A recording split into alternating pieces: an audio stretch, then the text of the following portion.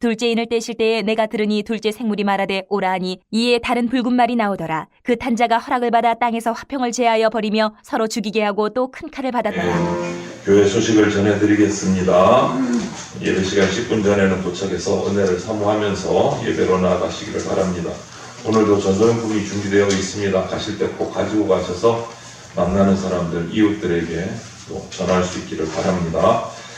구세주 예수의 오심을 기다리며 예배하는 대강절 2주째가 시작됩니다.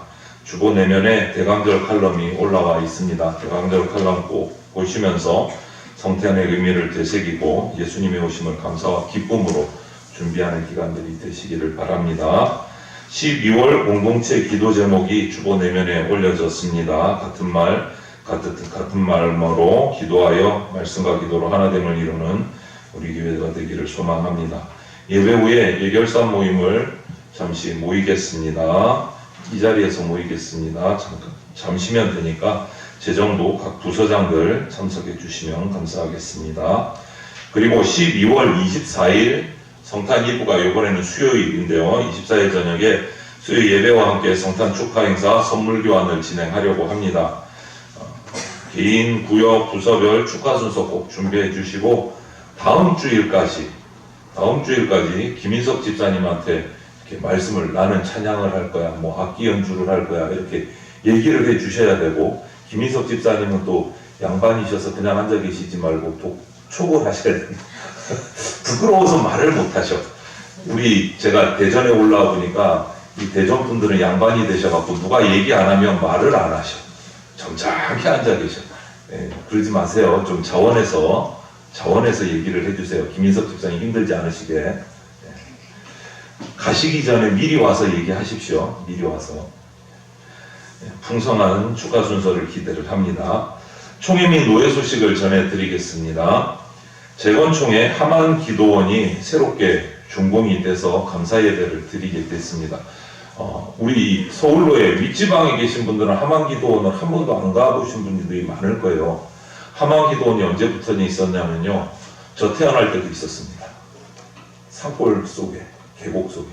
이제 그 몇 차례 건축이 이루어졌는데 요번에 또 다시 한 번 더 새롭게 깔끔하게 건물이 지어졌습니다. 그래서 감사 예배를 드립니다. 교회 게시판 보시고 축하해 주시고 우리가 기회되면 멀지만 한번 내려갈 기회가 있으면 참 좋겠습니다. 12월 12일 금주네요. 금주 금요일 오후 2시에 하만기도원 준공된 그 새 기도원 현장에서 감사 예배를 드립니다. 그리고 재건총회 공과 집필자 회의가 아래와 같이 개회됩니다. 총회 다음 세대 교육 교재를 제작하는 모임입니다. 지혜 주시기를 기도해 주시면 감사하겠습니다. 제가 집필자로 참석을 합니다. 12월 15일 월요일부터 16일 화요일까지 1박 2일로 총회 신학원에서 회의가 진행이 됩니다. 그리고 부산노회 소식을 전해드립니다. 김종길 목사님 은퇴 및 김종호 목사님 위임 감사 예배를 드립니다. 아래와 같이 12월 20일 토요일 오전 11시에 재건 서명교회 부산노회입니다. 지금 6장부터 해서 7인, 7나팔, 7대접 이 환상을 사도 요한이 기록을 하고 있는데 전부 다 재난에 관한 내용입니다. 재난에 관한 내용. 여러분 재난이 이 하나님이 요한계시록에서 우리에게 말씀하신 이 재난들이 언제 일어날까 이렇게 질문을 한다면 이 질문에 대해서 어떻게 대답하느냐가 매우 중요합니다. 지난주에 첫째 인을 떼서 흰말이 나타났습니다. 적그리스도가 나타났어요. 오늘 둘째 인을 떼는 그 말씀을 볼 텐데 이 일들이 언제 일어날까? 왜 중요하다 그러냐면 구분을 잘해야 됩니다. 성경에서 종말을 얘기하는 부분이 있고 역사의 마지막 날 심판 때를 얘기하는 부분이 있어요. 이거는 달라요. 종말의 때와 심판의 날 마지막 날은 다른 때입니다. 다른 때. 이 역사의 마지막 날은 말 그대로 예수님께서 역사의 종지부를 찍으시려고 철장의 권세를 가지고 다시 재림하시는 심판의 날 그때예요. 그때. 그 심판의 날이 바로 역사의 마지막 날이라는 거죠. 역사의 마지막 날. 그런데 그러면 종말은 뭐냐? 심판은 역사의 마지막 날인데 그럼 종말, 우리가 말세라고도 부르죠. 말세라고도 부르는데 이 종말은 언제일까? 2000여 년 전에 예수님이 우리 죄를 대속하시려고 십자가에서 못 박혀 죽으시고 부활하시고 재림하시고 재림을 약속하시면서 승천하셨어요. 종말이란 이 예수님의 십자가 사건부터 시작해서 예수님이 재림하시는 날까지 그날을 통틀어서 종말이다, 말세다. 그럼 우리는 지금 어떤 시대를 살아가고 있는 겁니까? 종말의 시대를 살아가고 있는 거예요. 역사의 마지막 날하고는 달라요. 시기가 달라요. 우리는 말세를 살아가고 있는 거예요. 종말. 예수님 십자가 오신 그때부터 예수님 다시 오실 때까지 그 사이의 모든 시대를 종말이라고 표현해요. 그래서 우리가 이 역사의 마지막 날과 종말을 잘 구분을 해야 돼요. 종말을 잘 구분을 해야 돼요. 종말을 말세라고도 하는데 이렇게 예수님 다시 오시는 마지막 날과 이 종말을 잘 구분할 필요가 있는 이유가 뭐냐면 우리가 지금 요한계시록을 묵상해 나가는데 이 요한계시록에 등장하는 정말 많은 일들이 있습니다. 많은 일들이. 그런데 우리가 요한계시록을 그냥 아무런 배움 없이 그냥 개인적으로 읽다 보면 요한계시록에 나오는 모든 이런 재앙들, 뭐 이런 일들, 환상들은 전부 다 마지막 날 일어날 일이라고 우리는 단정짓고 읽을 때가 참 많아요. 네, 바르지 못하지만 혼자 읽다 보면 요한계시록은 앞으로 일어날 일, 예수님이 오시면 일어날 일, 이렇게 생각하고 요한계시록을 우리가 읽어나갈 때가 많습니다. 그 이유 때문에 우리가 이 종말과 예수님 재림의 마지막 날을 잘 알아야 될 이유가 여기입니다. 먼저 지난주에 우리가 본 7인자 중에 첫 번째 인을 떼고 거기서 흰말을 탄 적그리스도가 등장하는 말씀을 지난주에 우리가 묵상을 했어요. 그런데 잘 기억해 보십시오. 지난주에 흰말을 탄 적그리스도가 언제 나타났습니까? 혹시 기억하십니까? 벌써 왔느니라고 했어요. 왔느니라. 예수님 재림 때 오는 적그리스도가 아니고 벌써 어제도 있었고 오늘도 있었고 내일도 있었고 지금 적그리스도가 우리 삶 가운데 와 있다고 말씀하셨어요. 종말에 온 거예요. 종말에. 역사 마지막 날 오는 게 아니에요. 첫 번째 인의 그 적그리스도는. 그럼 오늘 이제 두 번째 인을 떼고 그 재앙을 우리가 보는데 이 두 번째 인에 관해서도 마찬가지입니다. 둘째 인을 뗐을 때 나타나는 일도 먼 장래 예수님 다시 오실 때 그때 일이 아니에요. 오늘 우리 교회에 우리가 사는 삶의 현장 속에서 피할 수 없이 일어나는 현실적인 문제들이에요. 그러니까 뜬구름 잡는 얘기가 아니라는 거예요. 오늘 우리의 삶 속에서 일어나는 일들이에요. 요한계시록에 일어나는 일. 그러면 두 번째 인을 한번 떼보겠습니다. 두 번째 인을 떼면 오늘 본문 말씀을 다시 한번 보겠습니다. 둘째 인을 떼실 때에 내가 들으니 둘째 생물이 말하되 오라 하니 이제 이에 다른 붉은 말이 나오더라. 그 탄자가 허락을 받아 땅에서 화평을 제하여 버리며 서로 죽이게 하고 또 큰 칼을 받았더라. 우리가 읽은 본문 말씀 오늘 두 번째 인을 떼는 말씀이에요. 두 번째 인에서는 지난 첫 번째 인과 달라진 게 뭐예요? 말의 색깔이 달라졌어요. 지난주에는 백마가 나타났는데 오늘은 붉은 말이 나타났습니다. 근데 성경적인 정서에서 보면 여러분 우리가 불다 그러면 제일 먼저 딱 머리에 떠오르는 게 뭐예요? 성도로서 불다. 그럼 뭐가 떠오르죠? 피, 좀 더 나가면 예수님의 십자가에 붉은 피, 이렇게 생각할 때가 많이 있어요. 그런데 계속 보면 이 말씀을 보면 붉은 말을 탄 자가 일시적으로 허락을 받아서 이 인을 떼시는 분을 기억해서 인은 누가 떼신다고 그랬어요? 어린 양 예수님이 떼신다고 그랬어요. 예수님이 붉은 말, 두 번째 인을 떼시니까 붉은 말 타는 자가 나타나서 그 어린 양의 허락을 받아서 뭔가 했어요. 그 뭔가 한 게 밑에 파란 글씨입니다. 땅에서 화평을 제하여 버리고 서로 죽이게 하고 또 큰 칼을 받았다. 이렇게 말해요. 땅에서 뭐가 없어졌습니까? 화평이 없어졌어요. 평화가 없어졌어요. 평화가 없어지니까 어떤 일이 일어날까요? 서로 죽이고 싸우는 일이 일어나요. 그 일을 표현하고 있어요. 여러분, 평화가 없어졌다? 서로 이간질하고 싸우고 죽이고 이런 싸움이 일어났다? 이 둘을 하나로 딱 합쳐서 한 단어로 표현하면 뭘까요? 분쟁이 일어난다. 분쟁. 극단적인 분쟁이 일어난다. 두 번째 인을 뗀 두 번째 인의 재앙은 뭐냐? 분쟁. 분쟁. 제가 예전에 읽은 책 중에 나쁜 그리스도인이라는 이 책이 있는데 그 책에 보면 오늘날 교회가 세상에서 어떤 평판을 받고 있는가 그 내용을 쫙 기록하고 있는 책이에요. 한마디로 말하면 이 책을 줄이면 세상이 교회를 걱정하고 있다. 교회들 정신 차려라. 이 말을 하고 싶은 책이에요. 이 책에서 말하는 교회 평판에 있어서 가장 여러 가지 요인들인데 가장 강한 부정적인 요인이 뭐냐? 교회가 세상으로부터 지탄을 받는 가장 부정적인 요인이 성도들의 분쟁, 교회의 싸움이에요. 교회 안에서의 싸움. 그것을 지적하고 있어요. 이 책에서.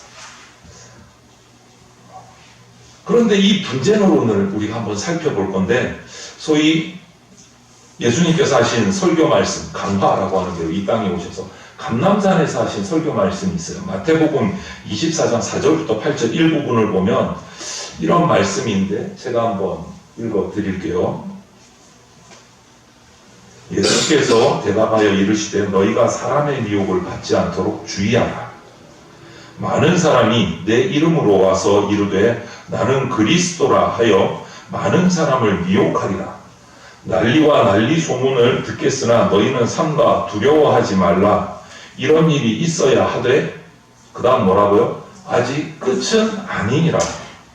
민족이 민족을 나라가 나라를 대적하여 일어나겠고 곳곳에 기근과 지진이 있으리니 이 모든 것은 재난의 뭐라고요? 시작이라. 예수님의 이름으로 와서 우리를 미혹하는 자가 있으니까 조심해라. 이 미혹하는 자 첫 번째 인에서 뭐라 그랬죠? 적그리스도다. 그런데 그 적그리스도가 나타날 거야. 활기를 칠 거야. 그런데 그것이 끝은 아니다. 이제 시작이다. 재난의 시작이다. 말씀합니다. 종말과 마지막 심판을 이래서 구분해야 되는 거예요. 이래서 같이 막 섞어가지고 요한계시록 읽으시면 이게 이단이 되고 사이비가 될 가능성이 있어요. 이 때를 잘 구분하셔야 돼요. 사탄은요, 인류 역사에서 분쟁이라는 전략을 쓰는 것을 아주 즐겨합니다. 아주 즐겨요. 분쟁이라는 것을. 사탄의 계략 중에 하나야. 나라 간이든 뭐 노사 간이든 뭐 어떤 분쟁 그 이면에 깊은 내면에는요 어둠의 권세를 잡은 사탄의 장난질이 숨어 있어요. 우리의 이기심을, 우리의 탐심을 건드려서 이간질에서 분쟁을 일으켜요. 분쟁. 이것이 사탄의 계략이 바로 이 분쟁이라는 두 번째 재앙의 궁극적인 원인이에요. 별것 아닌 것 같고 서로 찌르고 후비고 무너뜨리고 그냥 분쟁을 일으켜요. 나라와 나라가 뭐 심지어는 교회 공동체 안에서도 이런 분쟁이 일어나요. 시기하고 질투하고 이간질하고 그 이면에는 사탄의 장난질이 있어요. 그것이 두 번째 인의 재앙이래요. 분쟁. 여러분 사도 바울이 기록한 이 신약의 사도 바울 서신을 보면 고린도 전 후서가 있어요. 이 내용을 보면 고린도 교회를 향한 편지인데 고린도 교회가 분쟁이 계속 있었던 교회라는 것을 발견할 수 있게 돼요. 고린도 전후서를 읽다 보면. 그래서 이 고린도전서 11장에 보면 바울 사도는요. 고린도 교회 성도들에게 이 편지를 보내면서 너희들이 교회라는 이름으로 모이기는 모이는데 예배도 드리고 뭐 기도도 하는 것 같은데 그거 오히려 해롭다. 와, 이거 엄청난, 어떻게 보면 욕이고, 교회를 향해서, 야, 너희 예배 드리는 거 그거 의미 없어. 오히려 독이야. 이렇게 말하는 거예요. 여러분 한번 보세요. 사도 바울이 오늘 쫙 나타나갖고, 우리 교회 앞에 서가지고, 대전장로교회 성도들 예배하는 거 다 독이야. 여러분 어떠시겠어요?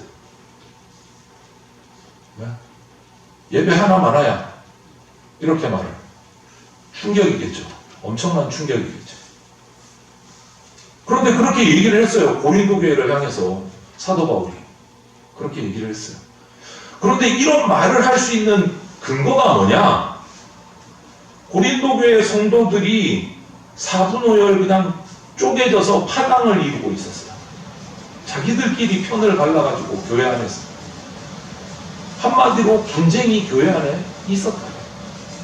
그런 모습을 보고 너희들 그렇게 갈라져가지고 분쟁을 하면서 예배 드린다고 그거 드리나 마나야 이렇게 하는 거예요. 그러면 말이 되는 거예요. 그런 말이 돼요. 그리고 바울은 한마디 더 붙였습니다. 너희들이 그렇게 파당이 생기는 이유가 뭐냐? 다 자기 잘났다고 내세우고 싸움하기 때문에 분쟁이 일어나는 거다 라고 얘기해요. 여러분 보세요. 내가 옳다. 나는 틀리지 않아. 나는 무조건 옳아. 내 말대로 해야 돼. 이것을 세우기 위해서는 상대가 다 틀려야 됩니다. 그렇죠. 내 말이 다 오르려면 나와 다른 말을 하는 상대는 다 틀린 사람이 돼야 내가 올바른 사람이 됩니다. 이러면 분쟁이 일어날 수밖에 없어요. 이렇게 분쟁, 파당 얘기, 그러니까 너희들 예배는 의미가 없어. 이 얘기를 하다가 갑자기 20절부터는 성만찬 얘기를 해요. 뭔가 이게 뭐야? 뜬금없이 막 징계를 하고 막 안 좋은 소리 하다가 갑자기 성만찬 얘기를, 이게 파당하고 분쟁하고 성만찬하고 무슨 관계가 있을까? 그거를 보면 오늘 분쟁에 관해서 우리가 잘 알 수 있습니다. 그 말씀을 한번 그런즉 너희가 함께 모여서 주의 만찬을 먹을 수 없으니, 주의 만찬, 성만찬 하지 말라는 거예요. 그러면서 합니다. 이는 먹을 때 각각 자기의 만찬을 먼저 갖다 먹으므로 어떤 사람은 시장하고 어떤 사람은 취함이라. 너희가 먹고 마실 칠이 없느냐? 너희가 하나님의 교회를 업신여기고 빈궁한 자들을 부끄럽게 하느냐? 내가 너희에게 무슨 말을 하랴? 너희를 칭찬하랴? 이것으로 칭찬하지 않노라. 내가 너희에게 전한 것은 주께 받은 것이니 곧 주 예수께서 잡히시던 밤에 떡을 가지사. 이러면서 성찬. 이 20절 앞부분을 보면 그 칭찬하는 내용이 나와요. 고린도 교인들은. 그러면 여러분, 성만찬이 분쟁과 무슨 상관관계가 있을까? 중요한 이유가 있습니다. 중요한 이유가. 신약 초기 초대교회 당시의 성만찬을 우리가 이해를 해야 돼요. 오늘날 우리가 하는 이 성만찬과는 조금 다른 모습이 있었어요. 왜냐하면 당시에는 교회 예배당이 따로 이렇게 건물이 없었던 시절이에요. 예배당 건물이 따로 없었어요. 사도 바울이 다니면서 선교를 하고 교회를 세우고 개척했는데 건물을 짓고 개척한 게 아니에요. 성도들을 모아서 예배드리고 세례를 베풀고 했던 그게 교회예요. 건물이 있었던 게 아니에요. 그러다 보니까 주로 예배드리는 이 집을, 성도들 중에 한 집을 택해서 헌신하고 그 집에 모여서 예배하고 이렇게 했는데, 그러면 아무래도 약간 공간이 있는 집, 큰 집이어야 되겠죠. 말하자면 조금 살고 여유가 있는 사람의 집에 모인 거예요. 형편이 괜찮은 사람의 집, 평수가 좀 넓은 집을 가지고 있는 성도의 집. 그때는 일상적인 식사, 주일날 모여서 예배하고는 식사와 우리가 따로 하는 성만찬과는 구분이 없었어요. 예배 마치고 식사할 때 그게 성만찬인 거예요. 기도하고 안수하고 같이 나누고. 성도들이 모여서 함께하는 식사가 곧 성만찬입니다. 그래서 여러분, 오늘날 이렇게 성만찬 예식을 따로 하지만 우리가 예배 마치고 내려가서 식사를 같이 하는 것도 정말 중요한 교제입니다. 예배 마쳤으니까 모든 게 끝, 이게 아니에요. 그 식사까지도 정말 중요해요. 여러분, 식사까지. 그래서 제가 주보 앞면에 항상 박혀있는 말이 뭡니까? 가르침, 교제, 예배, 기도. 교제가 왜 들어갔을까? 교제에는 바로 이 만찬이 있는 거예요. 성만찬이. 보통은 다시 돌아가서 얘기를 하면 집에 뜰이나 이 내실 큰 이 거실에서 함께 식사를 나눕니다. 그 당시에. 그러다 보니까 이 예배에 오는 순서대로 안쪽으로 들어가서 앉는 거예요. 장소가 부족하면. 오는 사람 제일 안쪽에, 그 다음 차곡차곡 오는 순서대로 하다 보면 이제 제일 뒤에 온 사람이 제일 마지막에 앉죠. 당시 교회는요, 그냥 오는 성도들 가운데 보면 자기 집을 집회 장소로 제공할 수 있는 큰 좀 여유가 있는 성도도 있었지만 음식조차 만들어 올 형편이 안 되는 정말 하루 먹고 사는 아주 가난한 성도들도 있었어요. 가난한 성도들. 하루 종일 노동을 하다가 힘든 일을 마치고 달려오면 그때는 또 목사님이 따로 계시지 않았기 때문에 주일날도 예배를 드리지만 평일날도 드릴 때가 있어요. 사도 바울이 돌아다니면서 예배를 하니까 사도 바울 사도님이 이번에는 월요일날 오신대. 그러면 일 마치고 헐레벌떡 월요일날 저녁에 뭐 해야 되는 거예요. 그러다 보면 시간 맞춰 오기 어려운 성도들이 있는 거예요. 늦게 오는 사람일수록 사는 형편이 힘든 성도들인 거예요. 늦게 오는 사람일수록. 그러다 보면 그들은 안쪽이 다 찼으니까 제일 바깥 뜰에 앉거나 문 앞에 앉거나 이렇게 되는 거예요. 그런데 이미 안쪽에서는 식사가 시작이 됐어요. 그러다 보면 이쪽까지 오면 음식이 없을 때가 있어요. 부족할 때. 그러면 성만찬에 예배드리러 온 그 가난한 사람들이 느끼는 그 박탈감, 소외감, 이것이 그 당시 고린도 교회의 문제고 분쟁의 씨앗이었던 거예요. 그것을 안 이 사도 바울이 그래서 징책을 한 거예요. 이런 상황에서 고린도 교회에게서 징책을 한 거예요. 아주 엄중하게 꾸짖은 거예요. 먹고 마실 데가 없어서 그러냐. 부유한 사람이나 가난한 사람들 사이에서 원망과 시기가 일기하는 것 자체가 너희 고린도 교회의 문제다. 하나님 교회를 업신여기고 빈국한 사람들을 부끄럽게 여기게 만드는 거 꼭 불신앙의 모습이다. 아주 호되게 지금 꾸짖은 모습이에요. 아주 호되게. 그렇게 정 배고파서 못 기다릴 것 같으면 집에 가서 먹고 와라까지 지탄을 해. 성도들이 다 모일 때까지 기다려야지 왜 너희들이 먼저 먹느냐. 그럴 것 같으면 집에 가서 먹고 와라. 아주 정말 적나라하게 꾸짖는 거예요. 너무너무 창피하겠죠. 고린도 교회 성도들은. 바울은 이렇게 성찬의 의미에 비춰서 고린도 교회의 행동이 가당치 않다라고 꾸짖는 거예요. 여러분, 성찬이 뭡니까, 여러분? 성찬은요, 내가 죽을 자리에 예수 그리스도께서 대신 죽어주심으로 우리가 구원받은 새 피조물이 된 것을 기념하는 예식이 성찬이에요. 이것을 기억하고 잊지 않기 위해서 계속 성찬을 하는 거예요. 십자가 사건의 정점이에요. 예수님이 날 대신해서 죽어주셨고 나는 구원받았다. 그것을 기념하는 게 성찬이에요. 내가 옳다, 상대가 그르다, 이거 관철하려고 하면 성찬이 될 수가 없는 거예요. 오히려 분쟁이 생겨요. 교회에 분쟁이 생겨버려요.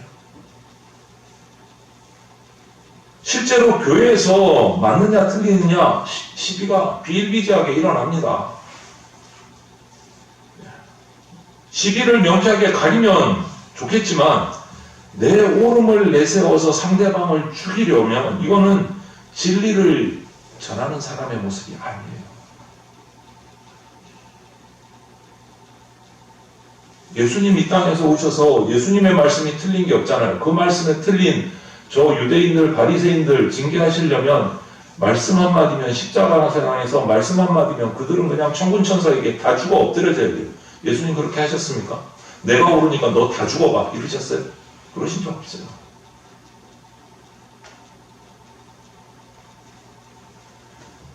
성숙하고 성경 말씀대로 부흥이 이루어지는 교회는 더 말할 것도 없이 화평한 교회입니다. 화평한 교회. 분쟁이 없는 화평한 교회.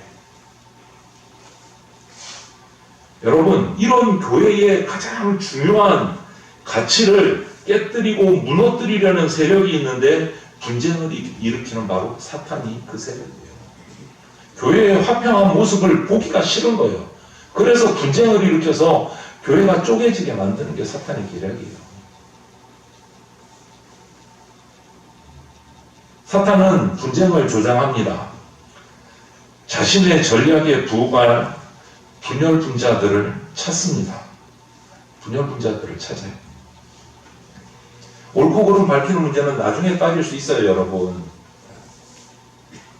그보다 중요한 것은 형제 자매가 함께 성찬의 떡을 떼고 화평하는 게 우선이에요.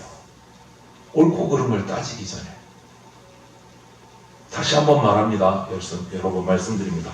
성찬은 우리가 교제하는 것은 성도들 간의 교제는 내가 죽을 자리에 예수님이 대신 죽으신 그 십자가 사건을 현재에 다시 한 번 더 기억하는 것이 성찬이다. 꼭 기억하십시오. 이 성찬의 큰 사건 앞에서 뭐 만입이 있은들 이 성찬을 뒤로 무르고 가려야 할 시시비비 있을 수가 없어요, 여러분. 우리의 수많은 틀림, 우리의 수많은 죄악을 예수님이 십자가에서 다 그냥 대신 짊어지고 가신 사건이 십자가 사건이고 그 십자가의 죽으심을 기념하는 예식이 성찬식이에요. 그런데 그 성찬식 앞에서 내가 옳다, 네가 옳다 분쟁을 일으킨다? 그럴 수가 없는 거예요. 그럴 수가 없는 거예요.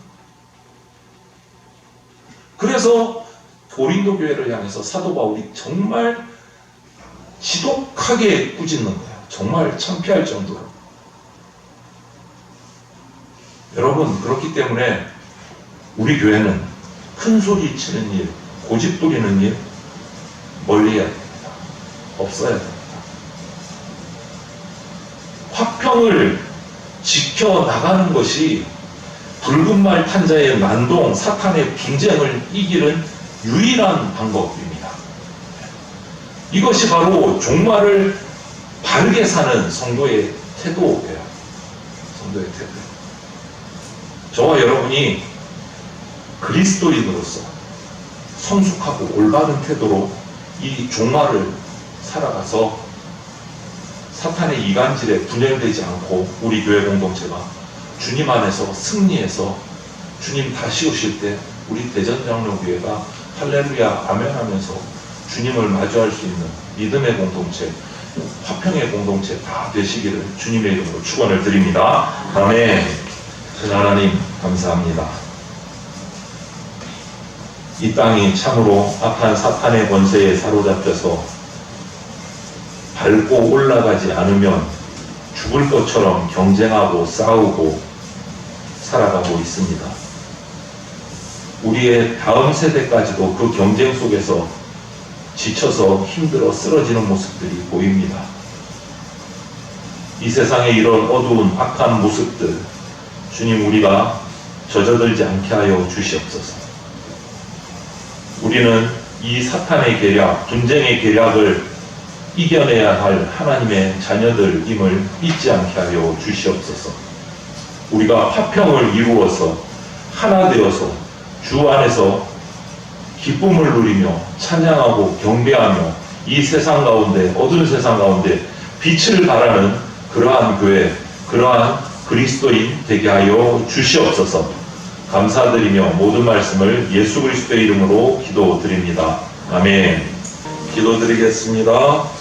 주 예수 그리스도의 피 묻은 십자가 은혜와 독생자를 보내주신 하나님 아버지의 그 크신 사랑과 지금 이 순간에도 역사하고 계시는 성령님의 보호 인도하심이 주님의 몸된 교회의 지체임을 잊지 않고 주님의 진리 안에서 화평을 이루어서 성숙하고 말씀으로 부흥을 이루는 교회 될 것을 결단하는 대전장로교회 공동체와 성도들의 가정과 일터와 삶의 모든 자리 위에 이제로부터 영원토록 함께 있을지어다. 아멘.